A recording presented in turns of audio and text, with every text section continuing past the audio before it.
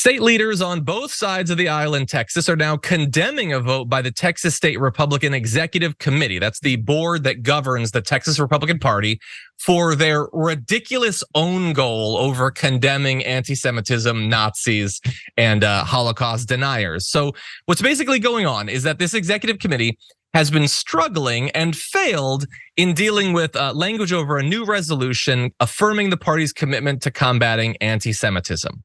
So the context for this nationally is that we are in this very brief window, thanks to the conflict between Hamas and Israel, where the Republican Party needs to pretend that they have an issue with anti-Semitism. As soon as that's not in the news anymore, they'll go right back to hanging out with Nick Fuentes and loving Marjorie Greene and all that. But for right now, they want to pretend that they don't like anti-Semitism.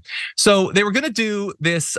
They have this anti-Nazi language in this measure, and that got watered down before it was ultimately rejected entirely. But it had stated, be it further resolved, that the Republican Party of Texas have no association whatsoever with any individual or organization that is known to espouse anti-Semitism, pro-Nazi sympathies, or Holocaust denial. That resolution ultimately passed unanimously Saturday, but only after the language on associating with neo-Nazis, Holocaust deniers, and anti-Semites was removed. So look, that's a little bit confusing, but basically they had a strong version that got weakened, and then it passed, but only once the part that mattered was taken out. So they have this opportunity to tell the country, or at least their state, we don't like Holocaust deniers, we don't like Nazis, we don't like any of that stuff, and they decided no. And in a separate move, by the way, which this is not getting as much reporting, and I find that to be crazy, roughly half of the board tried to prevent a record of their vote from being kept. So they voted to get rid of that stuff, and then they tried to hide the fact that that's what they did. They didn't want to be on the record for having removed that stuff. So look, they're going to present themselves as taking like a principled stand on like specific versus vague language, which we'll talk about. But then why do you need to remove the record of your vote if you were being principled? So we're going to get into that and some of their arguments for why they had to do this. But first of all, it would seem like this is a fairly easy thing to do, Viviana, but what do you think about it? I mean, I think we're really getting into the rhetoric and that, semantics of language. Obviously, we should all be against anyone who's denying the Holocaust, anyone who's pro-Nazi, any anti-Semitic language or feelings or sort of legislation that promotes that. And so it's important to get the words right. So I understand they're trying to be particular, but it does seem a little suspicious. And I didn't know that, John, that they wanted it in secret ballot. Let's all just put it on a paper and don't say who said what, and then it's interesting to me. I mean, it's also very indicative that these are the same people that will vote to increase the United States military contributions towards Israel's fight against Hamas and the Palestinian people. So they're pro-Nazi, but also pro-Israel, which to me just underscores that it has nothing to do with religion. It's not anything to do with religion. It has to do, I mean, Nazis, they don't make any sense. They're just walking hypocrites and contradictions.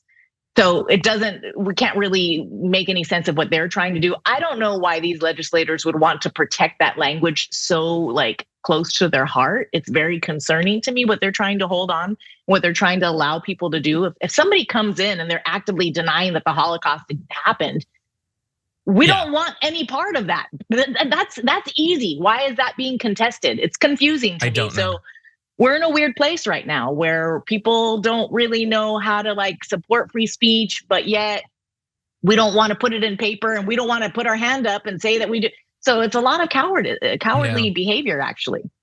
100% cowardice. And even if you accept their arguments, which I'm going to briefly read for you, it just requires a little bit more thought and attention. So they say, you cannot really define tolerate, and it could really cause a lot of people, especially our leaders, a lot of trouble down the road with it, which makes their leaders sound bad. But they say it's a slippery slope. Then they go on to say, who decides what anti-Semitism is? Who decides what association is? Who decides what is? I added that one, it's a Clinton reference. But anyway, who decides when it crosses a line where we give up our association with these people? So look, that is not 100% wrong in that, associate, I guess, could mean different things. And look, there's a lot of behavior and language and stereotypes and attacks and smears and memes and tropes that I think it's very easy to be like, that's anti-Semitic. But they're not wrong that I guess some people try to lump other stuff in there that I think it's very arguable, I suppose. And what does associate mean? Okay, I guess then just put out a statement strongly condemning these things. Like, you did nothing in the end, rather than do a little bit more thought and a little bit more work, and then send a strong signal against anti-Semitism. And that's why it makes me feel like this is not fundamentally about language. This is about not turning off people that they know support them. I'm not saying that every one of these Republicans supports Nazis, but every one of these Republicans knows that Nazis support them. And look, we've covered, I'm not gonna relitigate everything. Their statements, their associations, the people they go on podcasts with, the conferences they go to, their militias that they provide cover for. The Jews will not replace us, good people on both sides. Like, come on, do we really need to go back over a history of multiple years of this? The fact that they can barely even pretend to care when synagogues get firebombed and shot up. Like, no, they're against anti-Semitism right now when it comes to Hamas, and that's pretty much it. It ain't that difficult to be consistent about it. Anyway. Yeah, you got it, John. I'm getting a lot of criticism. It can't be said better than that. It's upsetting. It's upsetting because it should be that simple, like you just said. You would hope, especially considering the stakes.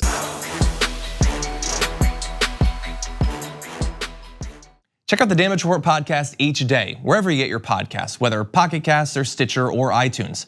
You can join me as I give you the news and stories you want, with a range of co-hosts and interview guests jumping in on the fun each day. Again, that's the Damage Report, wherever you get your podcasts. And if you get them at iTunes, don't forget to rate and review. Sometimes I'll read them live on the show.